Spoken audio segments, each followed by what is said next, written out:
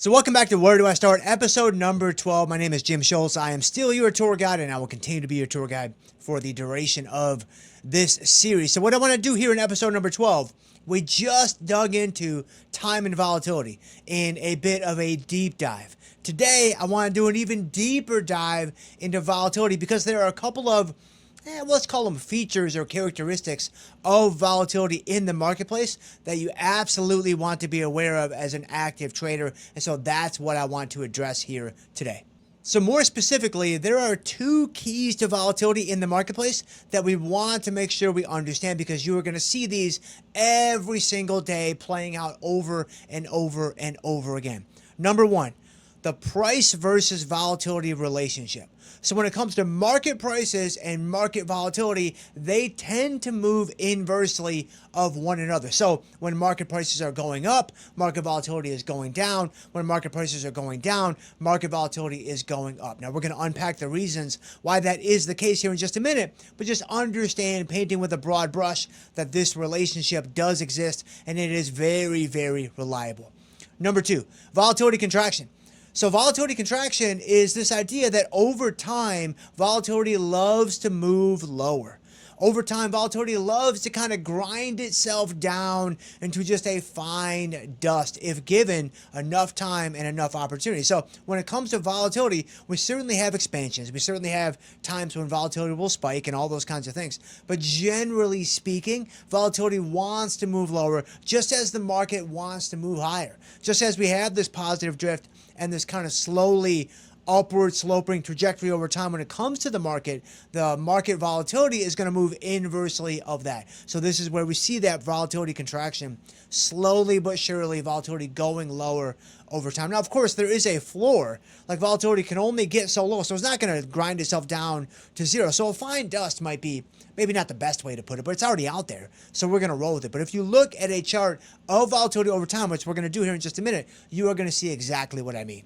So market prices and market volatility. Let's dive even more deeply into this idea. And as I used to tell my students back in the day when I was a finance professor, or as I tell everybody who watches From Theory to Practice, hey, shout out to my From Theory to Practice fan that might be watching Calculated Risk today as well. There's always an intuitive explanation for something that we see in the marketplace, and then there's a mathematical explanation. So with this specific concept, let's go ahead and unpack both of these guys. So intuitively, it's actually pretty simple.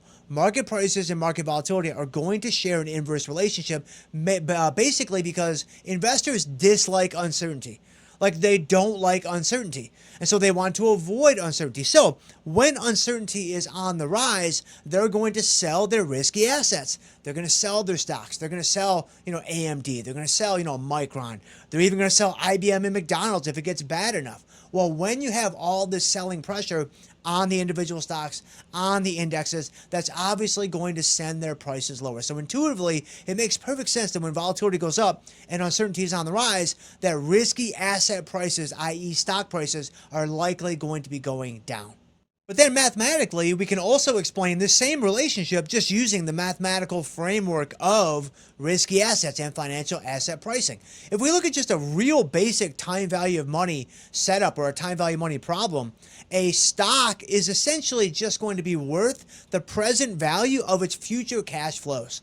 And so all of the cash flows that it is expected or anticipated to produce going out, 2 years, 5 years, 10 years, indefinitely into the future, we have to bring those cash flows back to the present to arrive at some fair value for the stock today. Well, when we bring those cash flows back from the future into the present, we have to apply a discount rate. We have to apply an interest rate to those cash flows. Well, put very simply, when volatility is higher, the discount rate goes up. When volatility is higher and those cash flows are riskier, then the interest rate that we have to apply to those future cash flows has to increase. Well, if you just look at the equation that I have here on the slide, hopefully it's fairly simple. If something in the denominator on the right side is increasing, that is going to reduce the output on the left-hand side of the equation. So we see the interest rate in the denominator on the right-hand side of the equation. So mathematically, if everything else about this problem remains the same, but we just increase that discount rate, that's going to lead to a lower present value for stocks. And so again, you have an inverse relationship between market prices and market volatility. And now the contraction over time, this one is very, very simple, as you can see here by my slide that I've created. market volatility over time, if you stretch the window out long enough, what you're going to see is when it spikes, when it expands, it slowly but surely drifts back down over time. When it expands, when it spikes, it slowly but surely grinds back down to its baseline over time. As long as you give it a long enough time horizon, you are going to see this over and over and over again. And so this tendency for volatility to contract over time, this is something that we want to take advantage of. This is something that we want to position ourselves to take advantage of.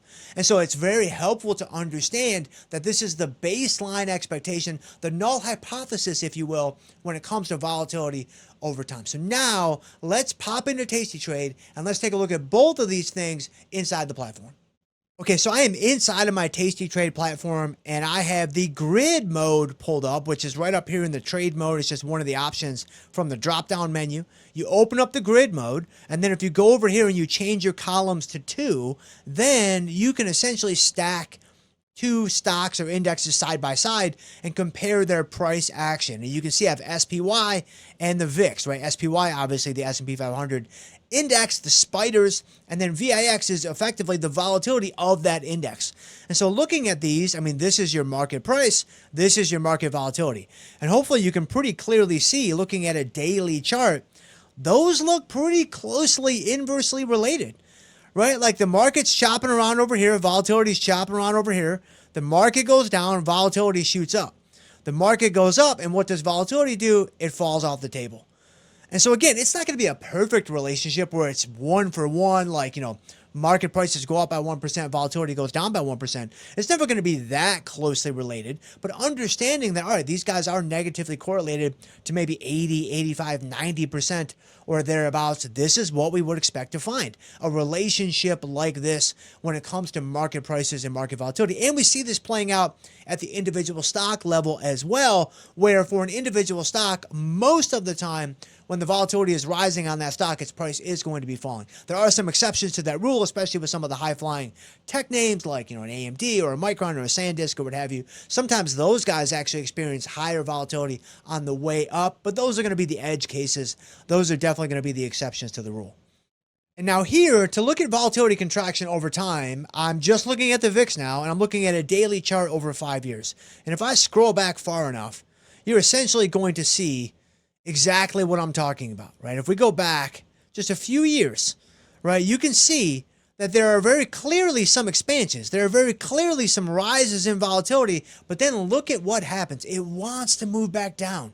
It expands. It wants to move back down. It expands. It wants to move back down. And then if we stretch this guy out a little bit further, you see the pops. You see the expansion. It wants to move back down. It wants to go back down to the lower end of the range. And then obviously we had this huge print a couple of Augusts ago, so almost about 2 years ago now, and then volatility has, fallen off the table from there until here. It expanded again, and then what happened? It just fell off the table once again. So this is the general relationship. It's not going to stay on the lower end of the range. It's not going to stay there forever. It can certainly expand, and it can certainly, increase, and sometimes substantially in a very short amount of time.